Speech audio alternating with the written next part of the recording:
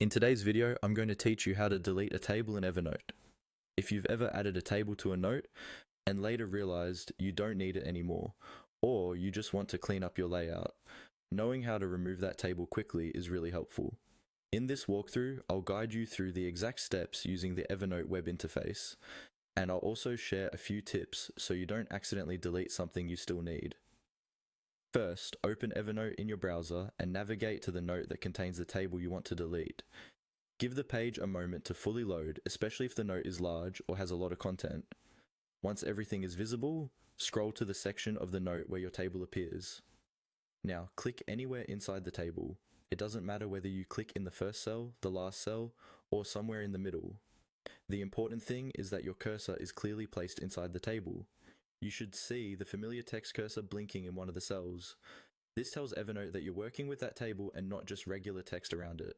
If nothing seems to change, try clicking once more, a bit more precisely inside a cell, to make sure it's selected. Once your cursor is inside the table, look for a small arrow icon that appears near the table area. Depending on your window size and zoom level, this arrow is often just above or beside the table. It may look like a tiny drop-down indicator. Move your mouse towards that arrow and click on it.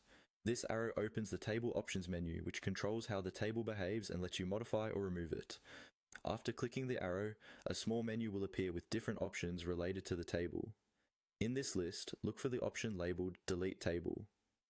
Take a moment here to be sure, because choosing this will remove the entire table, including all of its contents. If there's any information in the table that you want to keep, you might want to copy it to another part of the note before proceeding. When you're ready, click on Delete Table. As soon as you select it, Evernote will remove the table from your note.